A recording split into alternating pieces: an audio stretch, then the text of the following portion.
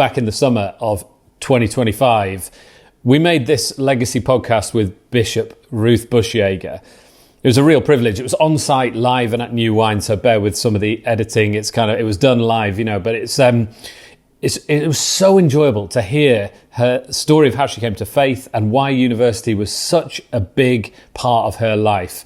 As somebody who's been a bishop in the Church of England for a little while now, to lead in a way that is where she's happy to stand out from the crowd. She's led for the long term and always been seen as a leader. She shares quite vulnerably and emotionally at times about her past.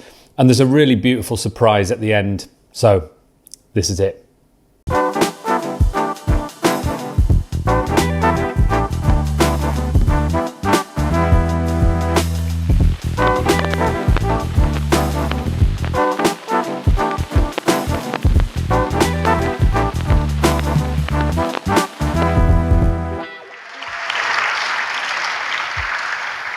So thank you so much for making time in what is probably a very busy schedule on site to come and chat to us today. And I'm looking forward to hearing all sorts of stories about your university years and then since then as well throughout your life, Ruth. But I reckon there's some big fans in here because we heard you teach the Bible last year. So there's some Bishop Ruth Bushyager fans. Well, I've got my husband on the front row, so I've got one fan. Definitely got him. And then, but just if there's an off chance that somebody hasn't yet encountered you or heard you speak or anything, rather than talking about what you do, could you tell us a bit about what you're like? Can you describe yourself? What kind of person are you, Ruth? I'm quite a textbook extrovert. I'm energized by people. So I buzz around New Wine, 100% batteries full, because it's people all day, every day. So it's sort of heaven for extroverts here. I'm a passionate person. I'm optimistic, enthusiastic. I love food. I love my family, loyal to my friends. Do you like to cook or do you like to be cooked for? Well, I used to like to cook, and now I've got a teenager who has suddenly this year turned into an amazing cook. So we have this incredible privilege every day. We just come home to great food. So on a good day, that's what I'm like. On a bad day, I get disappointed very easily. I procrastinate. I eat far too much chocolate, and I fail to go running. So we're all a mix, aren't we? Absolutely. Our best selves and our worst selves. Are you a park runner? I'm a passionate park runner. I think I've evangelized more people to parkrun than I have to Jesus. I think, yeah. Everyone should go to parkrun, everyone. Read somewhere that you run with your dog, or do you walk your dog? Well, I used to run with my dog, and then there was a terrible incident at parkrun when I took her to parkrun, and it was the first one back after the pandemic. And so they did a silence for all the people who died in the pandemic. And she chewed through her lead, broke free, and went berserk in the crowd. And we were all meant to be having this very somber moment. And I was crawling around in the mud trying to catch her. She thought it was a game. She disgraced herself. And so we do not take the dog to parkrun anymore. Dreadful. That does sound like a very memorable, dreadful, embarrassing moment. Yeah. So and then, do you like to be called Ruth, Bishop Ruth, Cross Ruth? How do you? Ruth. The venerable, honourable. What do we say? Ruth is an excellent name. Okay, that's good to know. Because I think sometimes people, when a bishop maybe has a title and then you kind of don't want to get that wrong and there's a bit of panic, isn't there? Have you had any embarrassing stories where someone's kind of panicked and called you Her Majesty or something like that? Oh, yeah. People are very funny. They stop you in the street and they call you Father.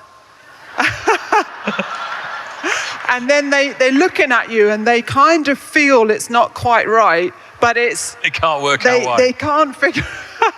So yeah, you get some very funny encounters with people. It's sweet. It's very sweet. Yeah. So some of the students that appreciated your teaching last year, they loved how straightforward the biblical teaching was, and it was challenging. It was high, but you had to stay zoned in. It was super energetic.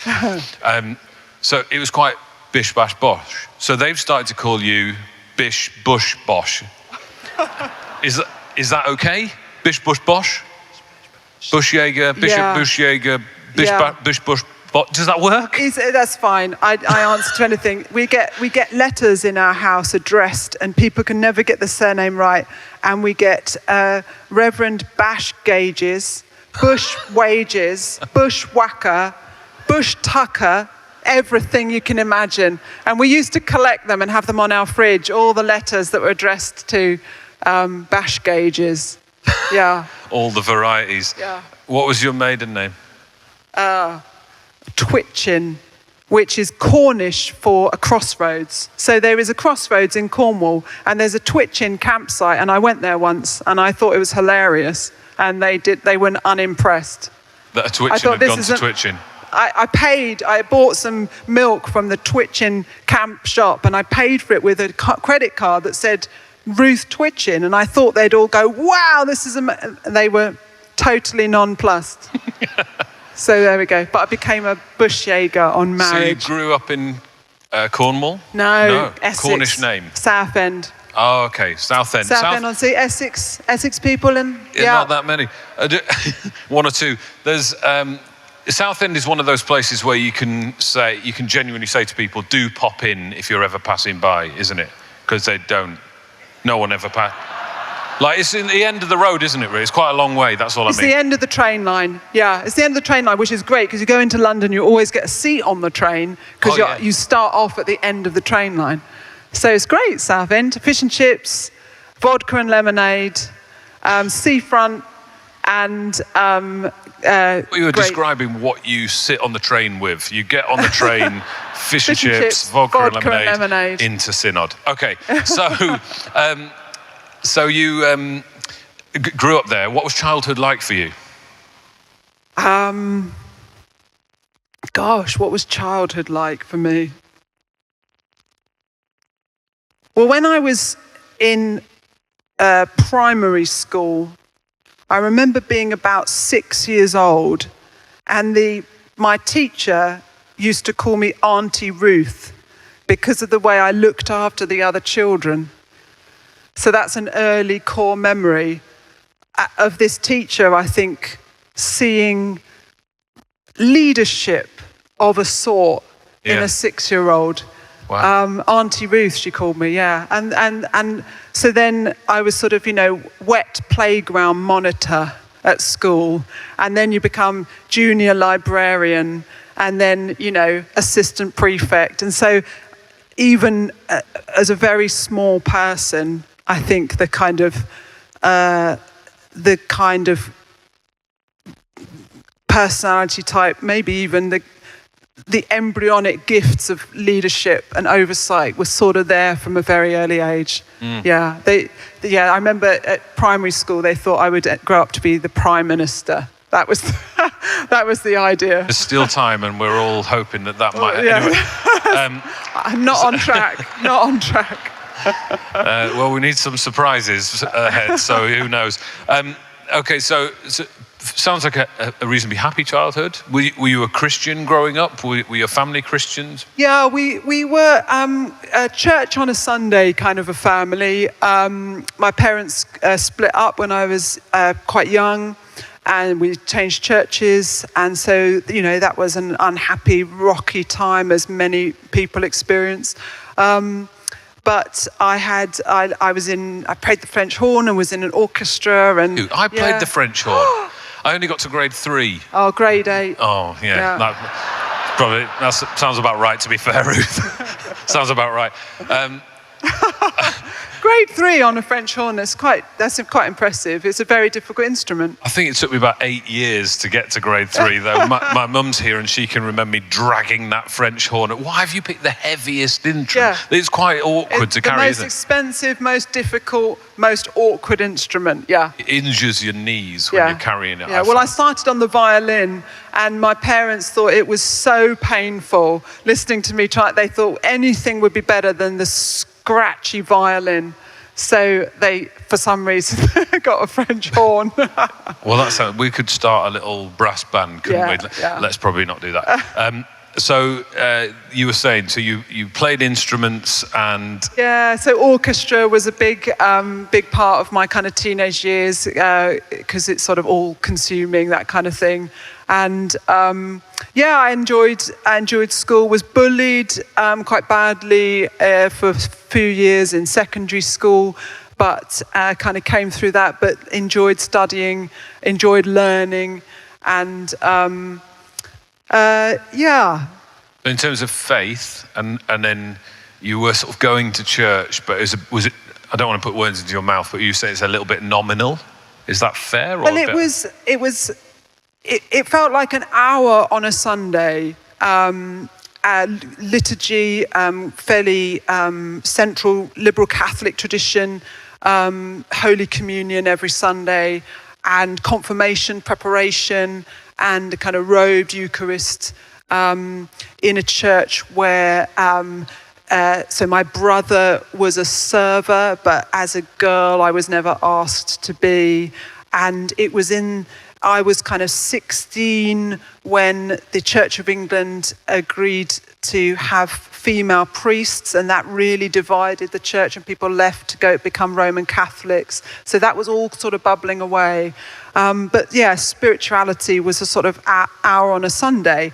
But it didn't make a difference to the rest of the day, let alone the rest of the week. Okay. But then there were other streams. So that I went to a community. It wasn't a Church of England primary school. It was a really good primary school, and some Methodists came in and started something called Crusaders, which is now called Urban Saints, I think.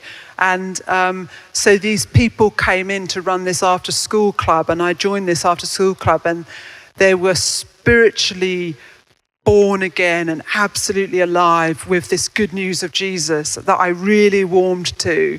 And I remember loving going to this kind of Bible club and getting my Crusader Bible. Did anyone else get a Crusader? Yeah. My blue, which I've still got. And so that was the Urban first. Saints have had such a huge impact. It was the first Bible. Amazing. And I found out the other year, I'd love the guy. There was a guy called Malcolm, and you know, and I found out last year he's still alive somewhere in Essex. He's this guy, and I haven't seen him for 40 years, but that seed of faith was planted. Yeah. And so then you went to university to study geography. Yeah.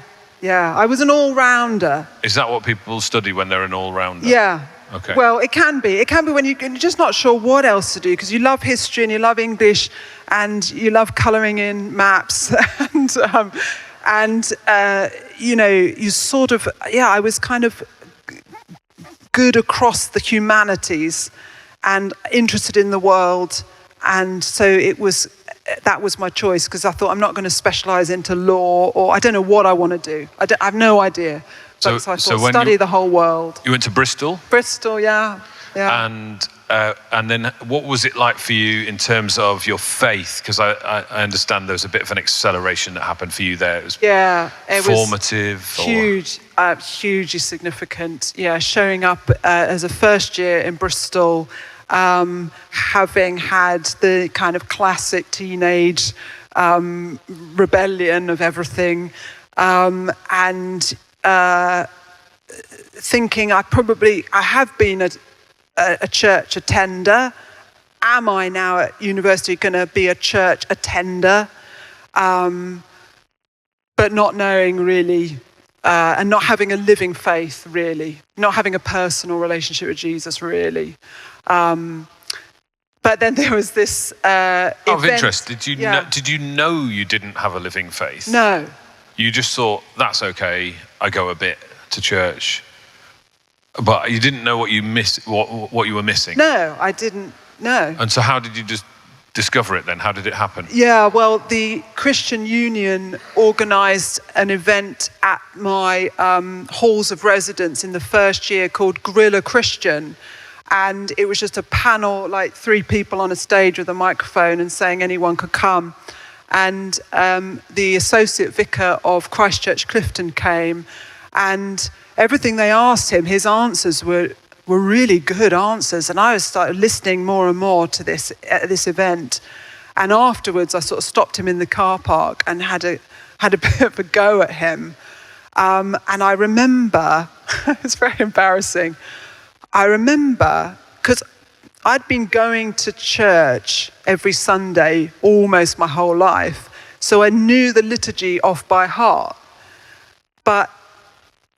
And I remember, it's very embarrassing, stopping in the car park after the event and quoting at him the liturgy of the Church of England and saying, it's possible to know all this stuff, but not believe it or have it not transform you. And he was very gracious, and he just sort of, I was kind of ranting at him. He just sort of absorbed this slightly wild 18-year-old girl accosting him in the car park. And he just sort of said, well, just why don't you come to the student group at the church that I'm at, and let's see what happens. Let's see what you discover. And so I thought that sounded quite good.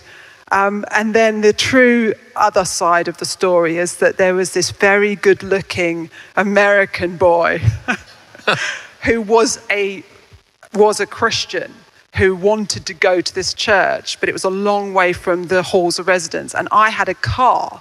So I invented that I was like a member of this church and really keen to go on Sunday, and I could give him a lift in my car.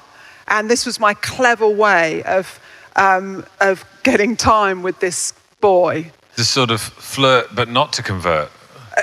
But just flirt. Just to flirt. Okay. So you were like, I fancy this guy. I'm going to get to know this guy. We're going to go to church. He won't be able to resist the vehicle. Yeah. Yeah. So instead of an hour's walk, you could have a 10-minute ride. I had a white Ford Escort. Oh, that's great. If you're from Essex, you'll know that is the car. That's the car, the white Ford Escort. And did it work? Well, unfortunately, my very blonde, little tiny friend Rachel said, oh, I'd like to come to church with you. So they sat in the back and they got together.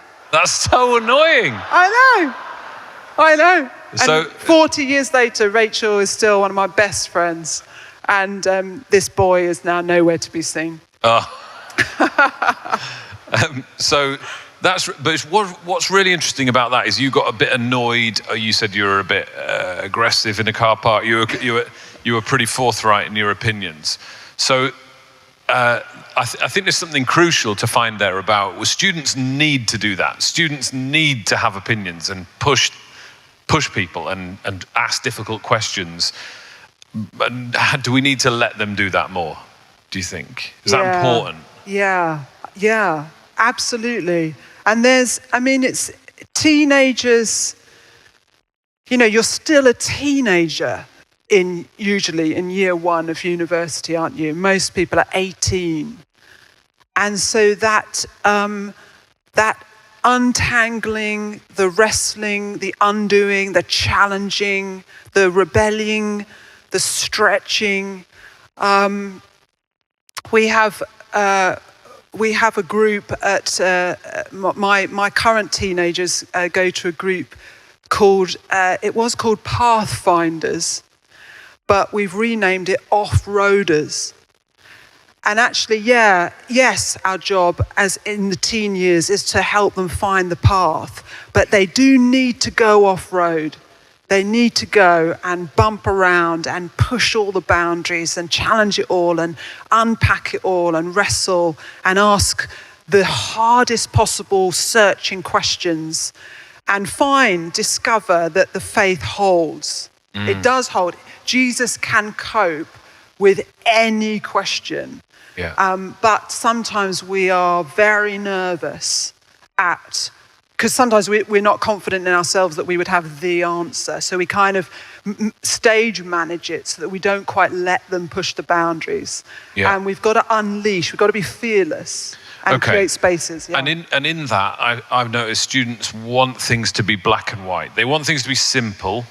They're looking for clarity. Because of that, they're at that stage of life where they're becoming who they are. They're figuring out, what do I think? And they don't just want us to go, well, everything's complex and tapestried and whatever, which probably we journey into a bit later in life, some of those things. They need it to be a bit more black and white. Have you found that? And how do you cope with that kind of stuff where people are wanting straightforward answers on things? I don't know if I agree with you. That's okay. I mean, you're the expert on student ministry. I don't know. I think the nuance, I don't know. I disagree with you. I think the treasure is often in the nuance. It's difficult. I mean, if you've got somebody who's been discipled really well in their home church since they were, 3, they might be ready for the nuance age 18. If they haven't been discipled well at age 18, I needed someone to tell me what the gospel was. I'd been in church every Sunday almost for 18 years, and I didn't know what the gospel was. That's the sort of black and whiteness I'm getting and at. Someone has to go, tell you, this is what it is. Yeah, this is, yeah. Are you in or not? I didn't know why Jesus died. I didn't know one had ever explained the cross to me in a way that I understood. So when I first heard it as 18-year-old, I was then very cross. It made me very angry because you think, how is it possible for someone to have been in church for 18 years and not to have heard this in a way that they understood? So then I thought, right, well, for the rest of my life, I will try and make it clear. Okay. Now there's nuance, but I will try and speak clearly. And so if I've preached and I meet people at the door and they say nice things, but what I'm looking for is them to say, it was clear. What you said was clear to me. And you think, because I hope it was. I hope I said it in a way that you could understand it. Because that's really important to me. And so if anyone's here in the room, or if anyone's watching the recording of this later and they're not sure what the gospel is, what is it, Ruth? Oh, that's a great question. Well, it would depend on who was asking. I'd want to know about them because Jesus always answered differently depending on who was asking him. But at the core of it is the truth that God made you and God loves you and that you have not lived to honor him and that you've turned away from him and rejected his right rule and reign over your life. And he could rightfully turn his back on you, but he chooses to do the opposite. He comes in a rescue mission as Jesus, God become man, to take on himself on the cross all the punishment and penalty for anything and everything you've ever done wrong, and to take that in himself so that you don't have to as your substitute. And he didn't leave it there. The story goes even further, that though he died for that, the power of God's love broke the penalty of sin. He rose from the dead to show you that his offering of himself was perfect. And he brings resurrection life to anyone who trusts in his death. So you can know him now and forever. You can live forever with God for sure. Not because of anything good you've ever done, because of his love and grace and forgiveness over you. Would you like to become a Christian? Yes, please. Anyone else? I'm always ready to give my life to Jesus every day. And today's no exception. So tell us a little bit more then about the student years and just why was that so formative for you? Why was it so helpful to you in your faith? I think when we had a conversation earlier, you said it was definitive. Yeah, absolutely. Why was it? What sort of things happened for you as a young person? Yeah. I discovered this Christian community at Christchurch, Bristol, where they were really devoted and invested in student ministry, but not in a way that siloed us away from whole church community, in a way that gave us the space and the time in a student group. There was about 80, 100 students at the time. And we had our student minister and our lay ministers, and there were sort of devoted resources for us, as well as this whole all-age, all-inclusive church community. So it was the best of both worlds. And it was a space where, for the first time in my life, I knew what it was to have a Christian friend. I'd never, ever had a Christian friend, and I made dozens and dozens of Christian friends. That was just a revelation to me, and not just Christian friends of my age, but young married couples, old married couples, single widows, the full breadth of Christian community and relationship, which is life-changing to encounter that for the first time. And then looking back, it was quite intense. But as students, you haven't got long. You've got 3, maybe 4 years. And so you just threw yourself into this program of Sunday ministry, Sunday teaching, Sunday worship, Sunday serving, midweek. We used to do these dawn prayer meetings. There was a guy working for the church. The day is, what time of day is we were talking dawn? 6 o'clock in the morning to pray, and then to have like bacon sandwiches, and then go into your day. As a student, like Pastor Agu was saying, 6 a.m., but we were doing this in sort of 1999, back before the turn of the century. School of prayer, the discipleship program, and then real leadership, real responsibility, not just tasks to do, but actually delegated responsibility to you as a young student Christian leader, a real exponential growth curve of training. And every summer we'd be off doing beach missions in Cornwall, Cypher, CPAS, summer camps, ventures, throwing yourself into evangelism, mission, ministry, even though I'd been my faith had come alive just for a matter of months. It was like, right. So it was all in. All in, no time to waste. Let's go for it. Yeah. And what about the theology side of things? Really getting deeper into some of that theology. Yeah. Well, the associate vicar, his name was Paul, and he had this idea of doing a really hardcore training program for a very small number of students. And he said it was going to be every Wednesday, and it was going to be every Wednesday. You couldn't make an excuse and sort of dip in and out. It was going to be every Wednesday for 4 to 5 hours. The books of the course were really expensive, so you had to really commit your resources to buying these books. And one book was massive, Systematic Theology, and the other books were the Church Fathers and the Patristics. And he was going to, whatever subject you were studying, he was going to teach you church history, biblical theology, and you studied, and you had homework to do, and he set the bar really, really, really high, thinking the commitment level was so high, hopefully about 6 or 7 students were there, and over 50 of us signed up for this. And so he said, that's far too many. So he started at kind of 7 o'clock in the morning on a Wednesday, did 4 or 5 hours with one cohort, then at lunchtime started 4 or 5 hours with the next cohort, and then an evening 4 or 5 hours. And this guy was absolutely sold out.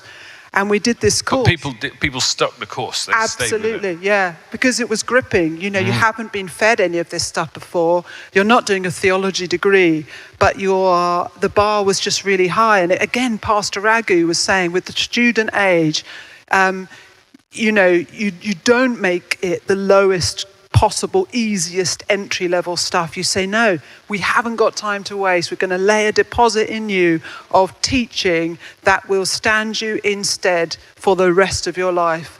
And it was incredible. It was incredible. Yeah.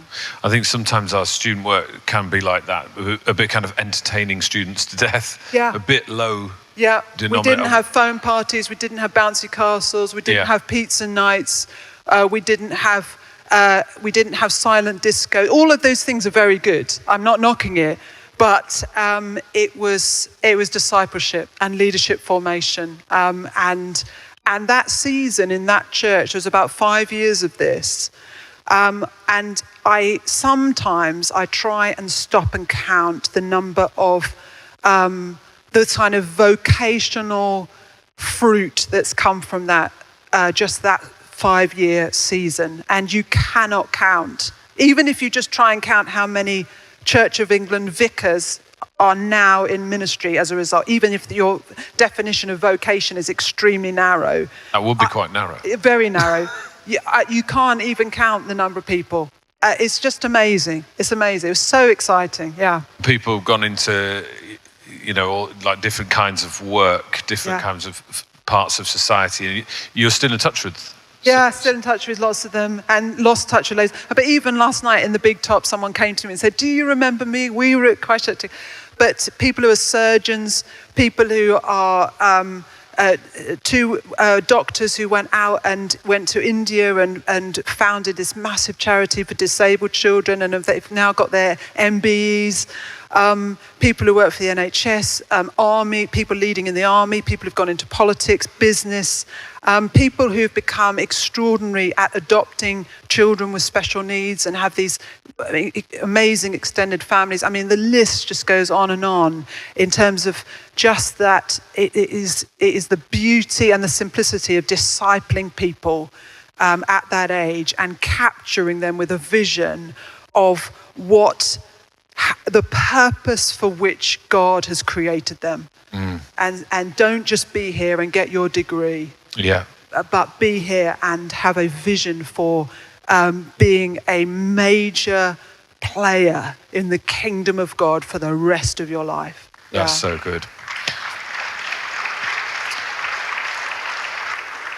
That's so well articulated, because that's, I think, what we're often trying to convey to churches, where they can be a bit like, students are fine, but like they're hard, they're not very reliable on the PA or the kids rota because they're on holiday a lot, and then they don't necessarily give a lot. But we're like, as Fusion, going, no, look at this. This is about the legacy. This is about what you can sow into them so that they live for Jesus for the rest of their life. Also, you never know where someone's at with their generosity, and if you can help them to be generous in terms of giving to church while they're students, for the rest of their life, they will have that. They'll have learned that. But, it's a giving ministry, isn't it, working with students? And what you just described so well is the effect that it then has for the rest of their lives and so many other people's. What would you say now to your student self? What would you want, if you could say something to student Ruth? Yeah. It was 1999, 98, 99, and Take That were the kind of top of the charts. Do you remember Take That? Well, they're still going strong, aren't they? Take That. And there was a song called Never Forget, and there was a line in the song that said, one day, this will all be someone else's dream. And that was kind of the soundtrack to those years. I remember every time I drove back into Bristol, having been away as a student, I would play that track on my Ford Escort.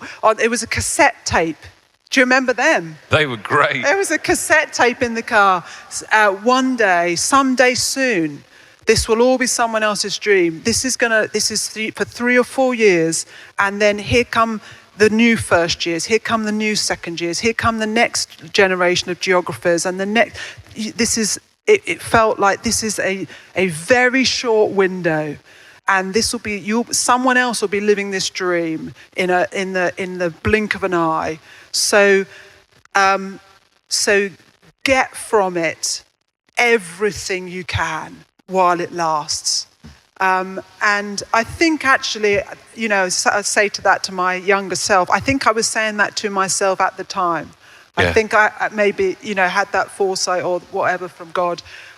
Relish it, really. Yeah, to feed on this for all it's worth, because it is such a short window and it goes so quickly. Perhaps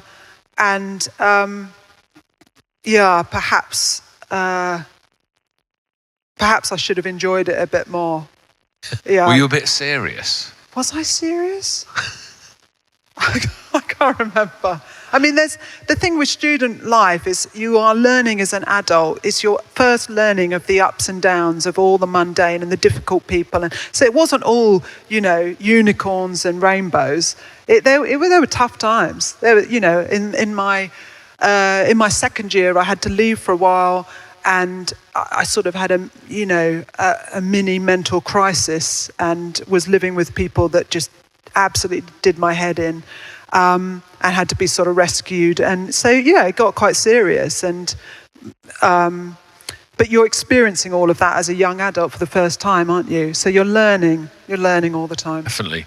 And maybe it's a slightly different answer. What would you say to your student self? If you could speak to a student today, a young person, 18 years, maybe even someone who's about to go to university, what advice would you give them? There's potentially people here who are parents about to send somebody to university. What would you want to say to that young person? Yeah, well, I am now a parent about to send someone to university. So my Out to be someone else's 18-year-old, dream. August the 14th, we're going to get the A-level results, and someone else's dream is about to begin. So I think what I would say is you're quite fixated on the degree and the job you're going to do after, and the what. What are you going to do?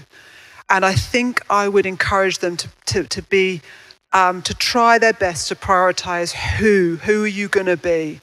Yeah. Who are you going to be? So if you come out of here and you're a barista, or you need a gap year, or you do a master's, or you go home and you figure it out and you don't just walk into your dream career, or whatever happens, it's more about the character formation and figuring out who you're going to be, and working on integrity and the choices you make for the glory of Jesus, rather than I remember getting really, really churned up about what I was going to do afterwards, and getting sort of twisted in knots over the seriousness of that decision. And I think I would say to students of today and my younger self, don't obsess about that. Focus on the who God is creating you to be, and who you are in your character. Because if that's right, you're going to be fine. You're really going to be fine. You'll find something to do and the place to do it. Yeah, the important thing will be in place. Whatever you end up doing is the who. Mm. And in terms of the who you are rather than the what you do, there was 6-year-old Auntie Ruth, and then the wet playground monitor, and then you said always sort of some kind of leadership has been spotted in you at different times of your life, and now you are Bishop Ruth Bushyager. So now you're a bishop. So how do you go about being a bishop, rather than what do you do when you're a bishop? How do you become one? No, I mean, how do you want to be a bishop? Like the ways in which you want to conduct yourself, the sort of character stuff of the who you are, the way you interact with people, because you've got choice in that as well, right? You've got certain things you've got to do, functions you've got to deliver, but the how, the way people would experience you as a bishop versus somebody else, like how do you want to be if you're saying who you are is more important than how you are? Yeah. How do you want to be a bishop? Well, the ordinal, the Church of England liturgy, when you're consecrated to be a bishop, is absolutely beautiful. I mean, it's beautiful when you're ordained a deacon, beautiful liturgy for priests, and beautiful for bishops. So you keep returning to that because it describes the Christ-like call to lay yourself down for the sake of the flock for which Christ died. He shed his blood for these people, for this body, and you are entrusted with this. So the weight of responsibility, of sacrificial love. The how you go about, it has to be loving. It has to be serving the needs of other people, especially when it's at a cost to yourself. That's when you know it's Jesus-shaped love, is when it's costly. And sometimes it's costly because people don't believe you're being loving. And so it's that in Episcopal ministry, it's quite often the case that you can see, it's like you can see a deck of cards, you're holding a deck of cards, and you're making decisions about church leaders or appointments or a way forward. And actually, for reasons of confidentiality, you can't show people the deck of cards that you can see. So you make a decision, but you can't say, this is why. You just have to say, you have to hope that they'll trust you. But actually, they think you're a bad person. You're an unkind person. You're not being loving. And you have to accept sometimes that is what they will think. And you can't show them what you can see. You just have to trust. And so you try and serve in a way that builds relationship, that builds trust, because trust is everything in ministry. And you try to be a person of integrity that is worthy of people's trust. And you're always going to fail. You can't be perfect, but you're trying to be at all times trustworthy. Yeah. You've also gone first in some ways, haven't you? You were the first female bishop to be consecrated by a female bishop. Is that right? Yeah, that's true, yeah. Do you think that's a bit of a part of your path, is to go first for other people to follow? Is that true? I think there is a bit of that, because from the early days, when I was, as I said, when I was 16 and I was thinking about what I would do with my life, it was just at the moment that the Church of England was really wrestling and fracturing over the question of whether women could be ordained to be priests. And so that wasn't really an option because there weren't any. Yeah. And so in university, I didn't know any. You couldn't see any. You wouldn't come to an event like this and see an ordained Anglican woman. It's so short time ago, isn't it? They didn't exist. It wasn't a thing. Yeah. And so it wasn't something you could be because you couldn't see anyone who was. And there were some excellent female preachers and communicators. And I went to Spring Harvest when I was 19 and heard Amy Orr Ewing and Elaine Storkey. And I thought, wow, maybe one day I could grow up and be like them, you know. And but they're not ordained and they're not church leaders. And so then, so when I went to college to train for ordained ministry to be a priest, the only role models I had were men, and brilliant men, thank God, and some really very special men who saw in me what God saw perhaps, and kind of mentored me and encouraged me and invested in me. And but it was a very long while. And so you think, okay, well, you've got to be in that first wave of women. I went to college and there was somebody called Jill Duff there. And there was a very small number of us at college. You trained together, yeah? Yeah, we trained together, yeah. And then just a few years ago, there was this new thing called female bishops. And, you know, you wouldn't imagine becoming a bishop because it didn't exist. It's just it's not a thing. And then I remember the first time I met Jo Bailey Wells, and she'd just become the Bishop of Dorking, and she came to my church, and I was starstruck by meeting this woman. And she's a wife and a mum of teenagers, and I probably was embarrassing. I was just kind of like I'd met a celebrity, and you think, wow, people say you can't. When you see it, you can be it, and you think, gosh, that maybe, who knows, one day. But then it's not up to you, because it's not like a job you apply for. Okay, yeah. But do you get a bit of that? Do you get people coming up to you and treating you like you're a bit of a celebrity, and is that a bit weird?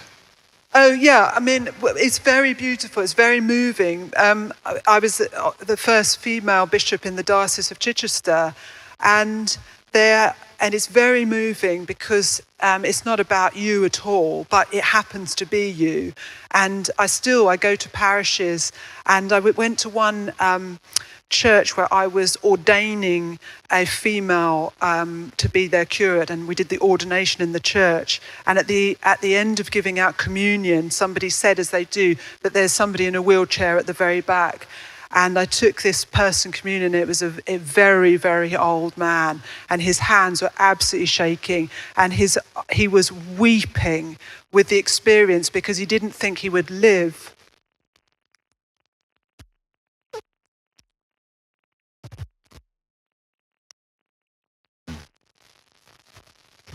Didn't think you would see it.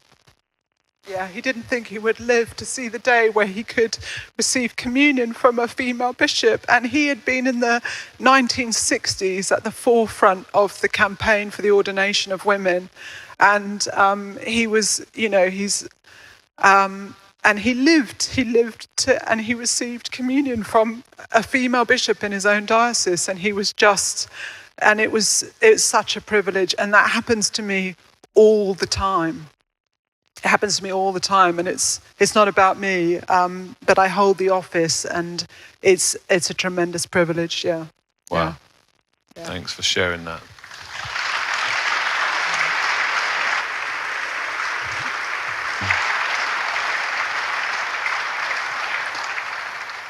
Ruth told me beforehand that she's likely to cry. She doesn't like crying, but she cries a lot. So we're going to be fine with that, aren't we? Right? It's okay. It's okay. We're very comfortable with that. We can cope. I'd love to know what have been some of your favourite kind of God stories, some of the things where you've just seen God at work and you just thought, wow, that's just fantastic. Thank you for letting me see that, God. I mean, I've been ordained 20 years this month, actually. So have seen a lot, and, 1,000 upon 1,000 stories. What encourages me, there was a lovely experience I had at New Wine last year, actually. No, 2 years ago, because after university, I'd gone actually to work in the cabinet office. I'd gone because having been raised to become the next prime minister, I'd worked in the House of Commons and I'd worked in the European Parliament, and then I got a job in the cabinet office, to become prime minister eventually. And so as an enthusiastic kind of fairly young Christian still, I was really sold out for kind of workplace evangelism, and really praying for my colleagues to come to Christ. And it was a great privilege. In the civil service, it's very stratified. You'll know this in the civil service. So I went in as a fast stream entry level. So I was a B2, and then above you is a B1, and then there's the A grade level. So there was this guy called Chris who was an A1 grade civil servant, so sort of intimidating and everything, and senior to me. But we were traveling abroad with the United Nations. We were trying to get the Kyoto Protocol ratified. I was in climate science. And so when you're abroad with colleagues, you have more, it's a bit like being at New Wine. You kind of sit in an evening and you're eating together, and it's a bit of a different, I mean, it's not like New Wine at all, but you're in the UN, we were in Marrakesh, and you get talking, and you know, it's that evening thing. and you'd talk about your faith. And this guy called Chris was just open and interested. So I invited him I said, I'll take you to an Alpha course. And so took him to an Alpha course, and we showed up. And actually, we were in central London working in Downing Street. And he lived, far out in London, and I lived out in London. So actually, I thought the most sensible place to take him would be to Holy Trinity Brompton, because we could get there straight from work. So off we went to HTB, signed up for the Alpha course, and we got given a ticket. We were in group 9. And so after listening to the talk, you go down to group 9, and we got to this little room, and we found we are in Nicky Gumbel's small group. So that was really cool. So we had this fantastic small group, and Chris became a Christian on Alpha. And then I left to go to train for ordination, and that was it. You walk away from colleagues and leave. And then, like 18 years later, 2 years ago at New Wine, I was on the gate welcoming the cars as they arrive, and this guy wound his window down and went, "Ruth," and it was Chris. And it's those sorts of moments and he's strong with the Lord. He's had a lifetime of loving and following Jesus, a Christian marriage, Christian parenting, witnessing in the workplace. And it's that sort of the beauty of being a tiny part of someone's story. Yeah. And then it was left to other Christians and other people and other churches for decades to do their work.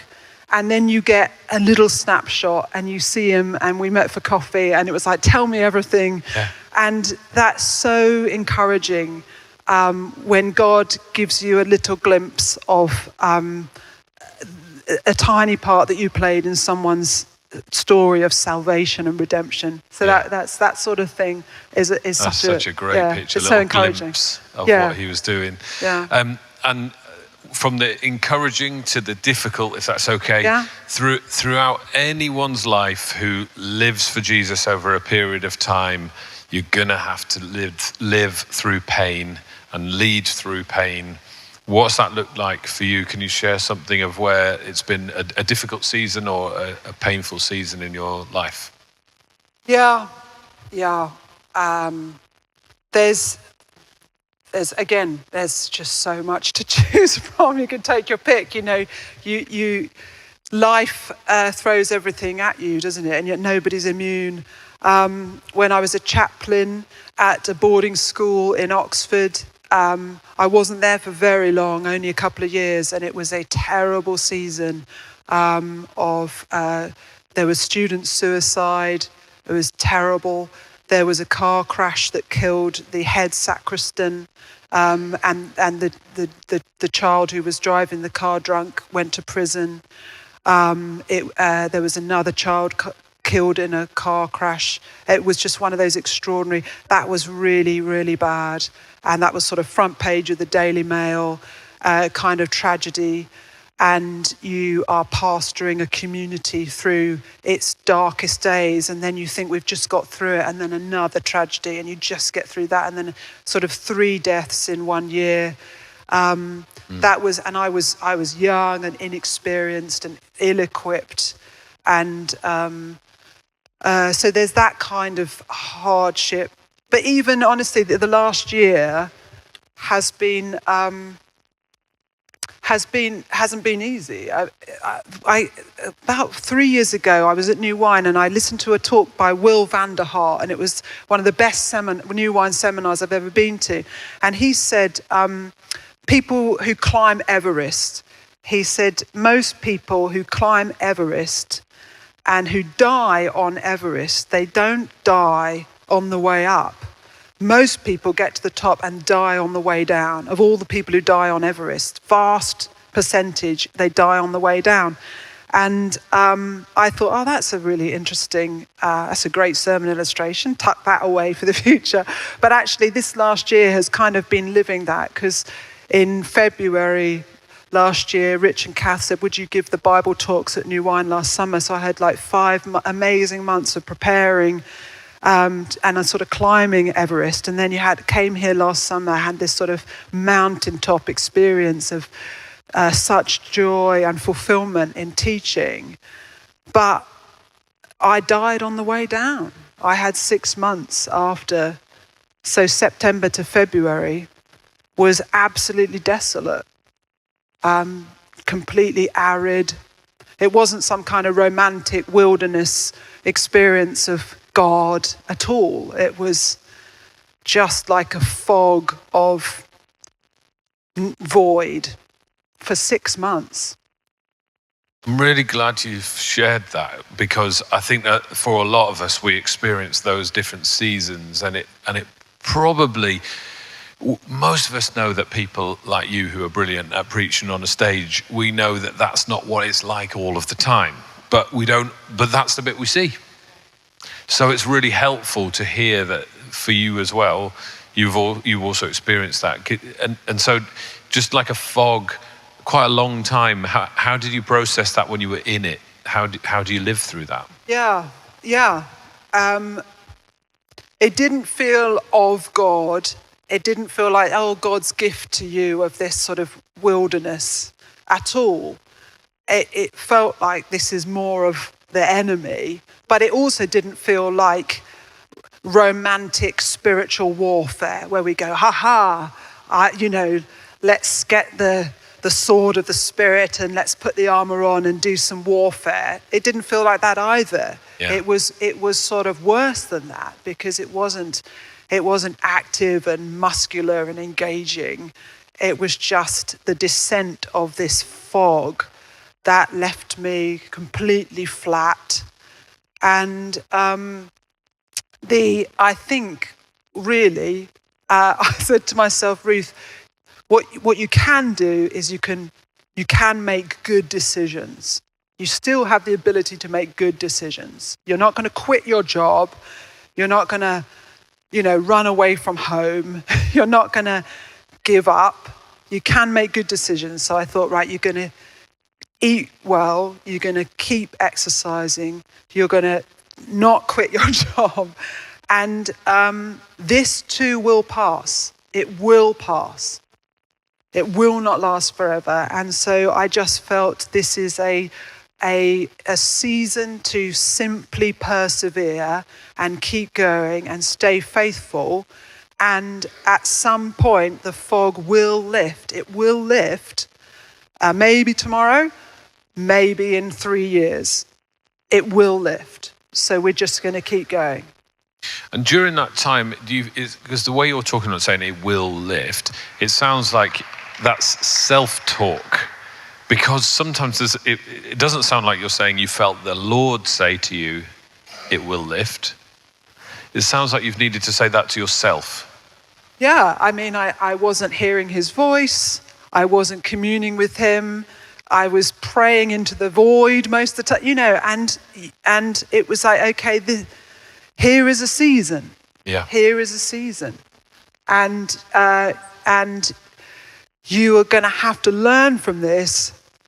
Next time you climb Everest, you are going to have to learn from this what do you need to do to get safely back down off the mountain. Yeah. And I saw actually recently this summer, Pete Gregg posted on Facebook that he'd been to America and he'd done 16 churches in 20 days and this extraordinary, fruitful, amazing season of giving out his incredible ministry. And then as Pete does, he sort of, in very poetic ways, just put on, right now I am going to. And it was, he knows, he's experienced enough in this kind of platform style ministry. He knows what he needs to now do with his wife to come down safely off the mountain. And I thought, yeah, Ruth, it's okay. We're going to learn and grow. We're okay. Yeah, we're still really here. Aware of time a little bit, we need to come into land fairly soon. So if you can go slightly quick fire on any of these, what have been some of the books or authors that you've really appreciated that have kept you going, that you've encouraged, maybe something you've returned to? Oh, yeah. Tim Keller. Yeah. Yeah. I think I would love the charismatic church in this country to discover Tim Keller. Some of us have found him, but Some more of us, people. really, because Just keep reading Tim Keller. I think people have thought for a long time he's a complementarian conservative, so he's not our tribe, and I think I'm finding him endlessly rich, and he is speaking in. I listen to him when I walk the dog, and he speaks into my soul such truth that we're on quick fire now. We're on quick fire. Yeah. So that was a good Tim answer. Keller. Give us a scripture that sustained you, that stayed with you, something that's like, oh, you keep going back to that one. Psalm 145, one generation shall commend your works to another. That's what it's all about. That's what it's all about. And 2 Timothy 4, do not let them look down upon you because you are young, but set an example for the believers in speech, faith, love, life, and purity. And I had that when I was an 18-year-old student. I had it on my bedroom wall. Don't let them look down upon you because you're young. And the funny, I'm 48 now, and in the Church of England, in most settings, I'm still the youngest person in the room.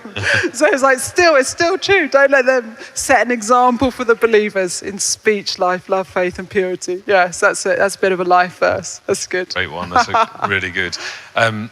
And then in a minute, I'd just love to finish with by asking you to pray for us. So if you just have that in your mind, I'd love to finish with prayer. But before that, a bit of a weird question that I've asked lots of people on the podcast. Essentially, I'm asking you, what do you hope your legacy might be? And that is, if your life was a lived prayer, like the kind of Romans 12, let your lives be a living sacrifice, holy and pleasing to him. If your life was a prayer, what do you hope is the answer to that prayer?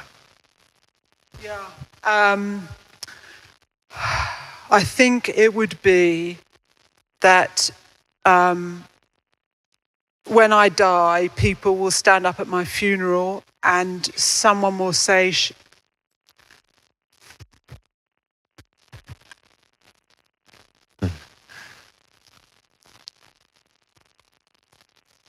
that she loved the church,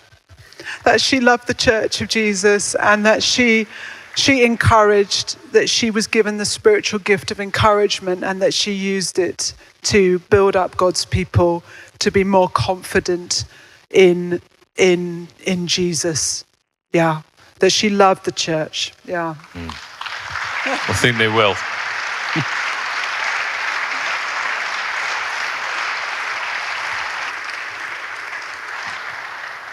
Ruth, thank you very much for sharing so much of yourself and your stories and the background. Well, there's so much more I'd love to ask you, but I'm aware of our time constraint.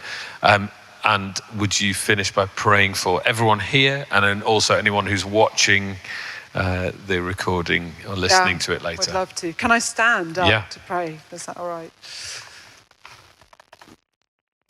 Oh, Father God, we thank you this afternoon for the ministry of Fusion. We thank you for the churches in this nation who are investing their prayer and their resources and their people and their vision into equipping and discipling and reaching and evangelizing the students of this nation. And we pray your great blessing on Fusion and on Luke and his ministry and his team. And we pray for even this generation of freshers in September, Lord, this rising generation of Gen Z and this revival, Lord, spirit breakout and draw this nation to yourself through the young people. And Father, we pray for us now, and someday this will all be someone else's dream. And so while the baton is in our hands, Lord, would you help us make the most of every opportunity you give us to make you known and to glorify you. And may we love you and love your people well and steward what you have given us to your glory. Amen.